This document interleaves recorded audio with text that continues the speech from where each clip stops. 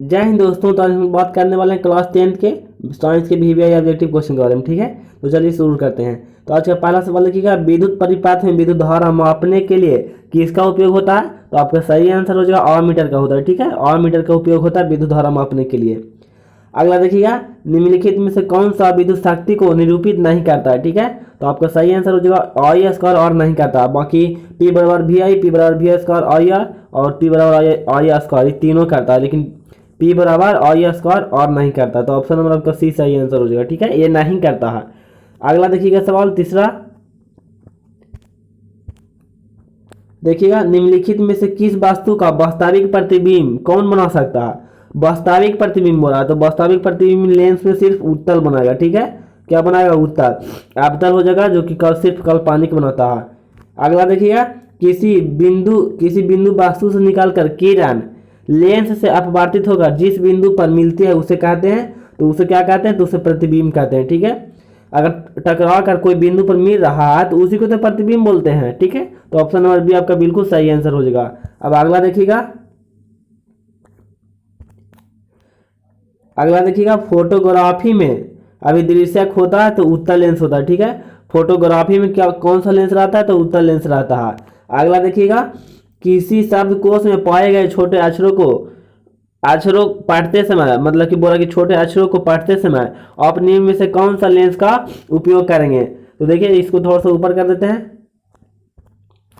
बोल रहा है कि छोटा अक्षर को पढ़ना, छोटा अक्षर को बड़ा करके पढ़ना, तो कौन सा लेंस के करेंगे? तो आपका सही आंसर हो जाएगा 5 सेंटीमीटर का उत्तल लेंस। सॉरी, यहाँ पे उत्तल लेंस हो जाएगा, 5 सेंटीमीटर फोकस दूरी वाला उत्तल लेंस। ठीक है, इसी को दूरदृष्टि में उपयोग करते हैं। दूरदृष्टि का मतलब होता है कि दूर वाला जनाता है, भीरी वाला नहीं जनाता है। ठीक है, दूरदृष्टि मतलब दूर वाला जनाता है, अब भीरी वाला नहीं जनाता। तो भीरी वाला नहीं जना रहा, इसका मतलब कि क्या? भीरी वाला नहीं जना रहा, इसका मतलब कि दूरदृष्टि दोष है, तो 5 सेंटीमीटर उत्तल लेंस का उपयोग करेंगे।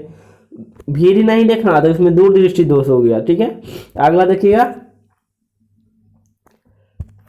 किसी गोलीय दर्पण तथा किसी पतले गोलीय लेंस दोनों की फोकस दूरी -15 है, तो दर्पण तथा लेंस संभव है। तो देखिए, फोकस दूरी कितना है? -15। -15 का मतलब सीधे अवतल, कुछ भी हो, लेंस हो या तो दर्पण हो, माइनस फोकस दूरी है, इसका मतलब अवतल होगा। तो दर्पण भी अवतल है और लेंस भी अवतल है, यानी कि दोनों अवतल हो जाएगा। ऑप्शन नंबर आपका सी बिल्कुल सही आंसर हो जाएगा, दोनों अवतल। अगला देखिएगा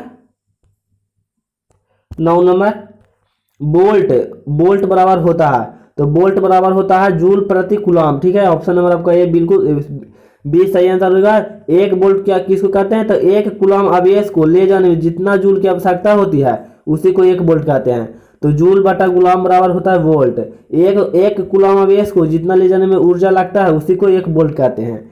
अगला देखिएगा, विद्युत आवेश की प्रवाह दर को क्या कहते हैं? तो विद्युत आवेश की प्रवाह दर को विद्युत धारा कहते हैं। ठीक है, तो ऑप्शन नंबर ये आपका बिल्कुल सही आंसर हो जाएगा, विद्युत धारा कहते हैं। अगला देखिएगा,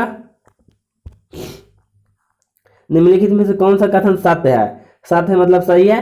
तो देखिए, बोल्ट बराबर उधर क्या बताए थे? भी बराबर बताए थे जे बटा सी, यही ना बताए थे। तो देखिए, यहाँ पे बोल रहा है कि जूल बराबर बोल्ट गुना एम्पियर, तो यहाँ पे एम्पियर इसमें तो नया हो गया, इसमें एम्पियर बातों नहीं किया है। अगला देखिएगा, जूल बराबर कुलाम गुना बोल्ट, तो देखिए जूल बराबर कुलाम गुना बोल्ट नहीं हो जाएगा, तिरछा तिरछी गुना हो जाएगा तब बाटा में। जैसे में ऐसे है कि भी बराबर जे बाटा सी है, तो तिरछा तिरछी गुना कराएगा तो जूल बराबर बोल्ट गुना कुलाम नहीं हो जाएगा। ऑप्शन नंबर आपका ये, देखिए ध्यान से, ऑप्शन नंबर ये आपका बिल्कुल सही आंसर हो जाएगा। एम्पियर वाला ये दोनों गलत हो जाएगा। ठीक है, और ये सही नहीं है, जूल बराबर कुलाम गुना वोल्ट होगा। ठीक है, तो ऑप्शन नंबर आपका बी बिल्कुल सही आंसर हो जाएगा।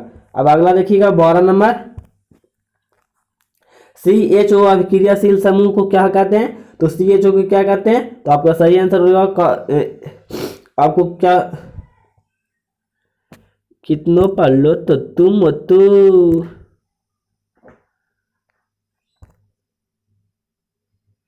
अरे तो तू